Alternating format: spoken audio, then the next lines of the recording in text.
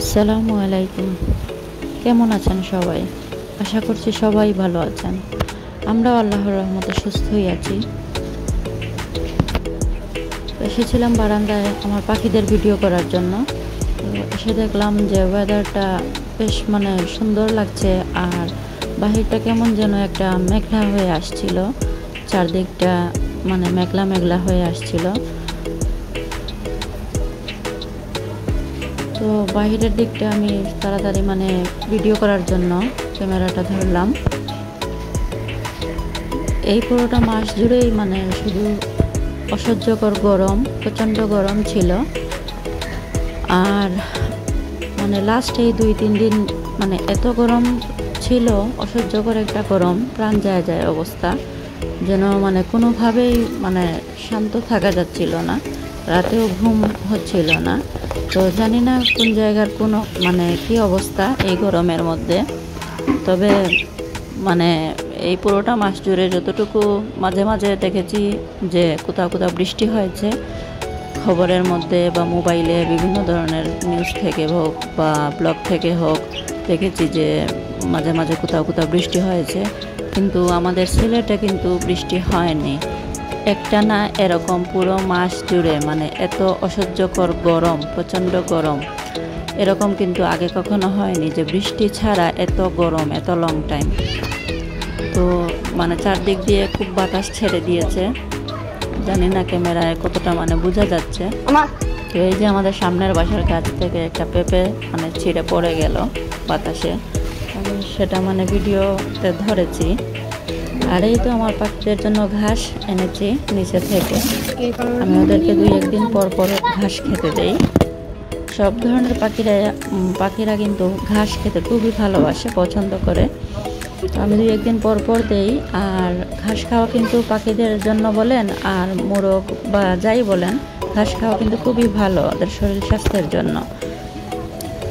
তো ওই যে বাতাসটা অনেক বেড়ে গেছে, বলতে গেলে তুফান দিচ্ছে, খুব জোরে বাতাস দিচ্ছিল আর শব্দ হচ্ছিল, বোঝাই যাচ্ছে যে তুফান হচ্ছিল। তো দেখুন আমার পাখিরা কি সুন্দর করে ঘাসগুলো খাচ্ছে। ঘাস দেওয়ার সাথে সাথে ওরা সবাই চলে আসে ঘাস খাওয়ার জন্য। আমার আগেও যে বার্ডিসগুলো ছিল ওরাও খুবই পছন্দ করতো। অনেক জোরে বাতাস দিচ্ছে, তো আমি ভাবছি যে আমার পাখিদেরকে ঘরে এখন ঢুকিয়ে রাখবো।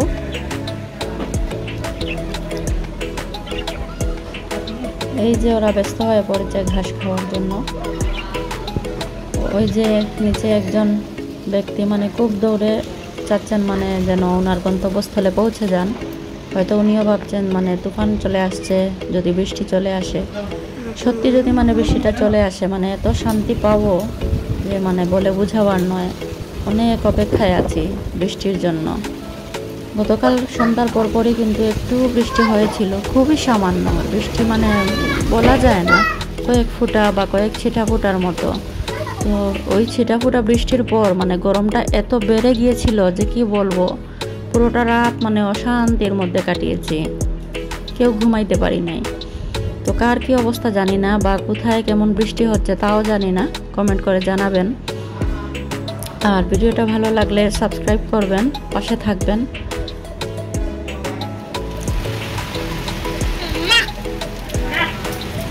তো এই তো বৃষ্টি চলে আসছে, তো সেটা শুরু হয়েছে আলহামদুলিল্লাহ।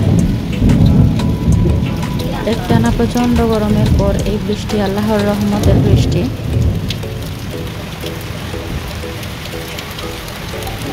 ভালোই বৃষ্টি শুরু হয়েছে।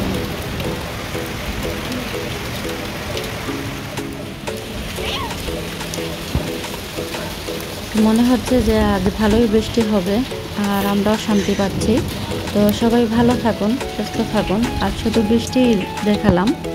আসসালামু আলাইকুম, আল্লাহ।